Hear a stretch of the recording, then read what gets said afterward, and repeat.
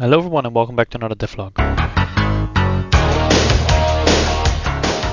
This week we're continuing with the shops and making the game actually playable. So you can, for example, open the shop, purchase an item, then it would be added to your inventory and then you can use it throughout your run. I want to place these walls throughout the map. They would be instead of the doors. So now this door would spawn, but it could also have a possibility that a wall could spawn.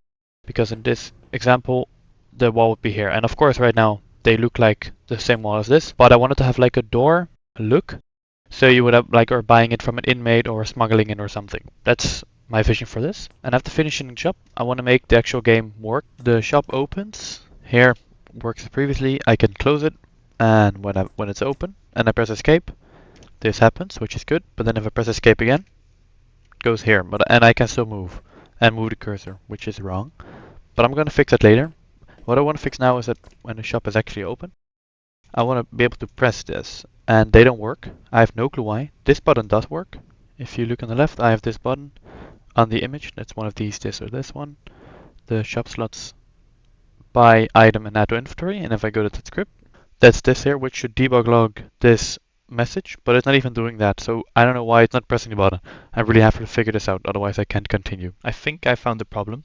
The problem was that on this shop manager, which does the managing of the shops, I had this button which is the close button, and then this container which contains all the items which spawns if you open the shop. That canvas was on top of the buttons that spawned, so you were clicking on the canvas and not actually the buttons in the shop.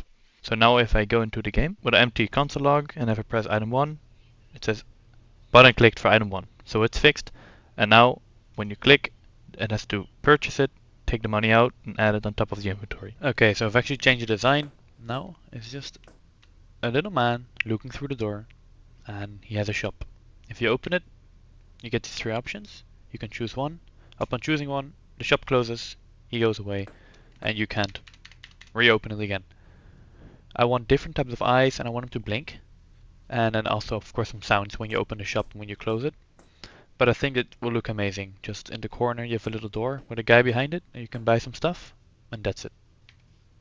Actually now in Sprite I added these eyes here and then I have 4 frames, and if you go through them, he closes his eyes and I also wanted to open. And I think it would also be cool if there's like eyes here and here, like everyone is peeking through doors, so you have different doors with different types of eyes. Well, actually the same door because they're prison doors, but then different types of eyes.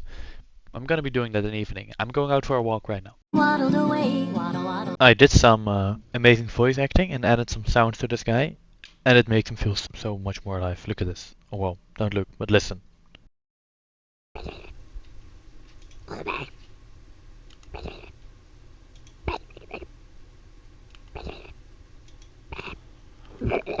The shop fully works. If you choose an item at the start, for example this, I don't know, this key here, and I make one way to the shop. Oh, it's here.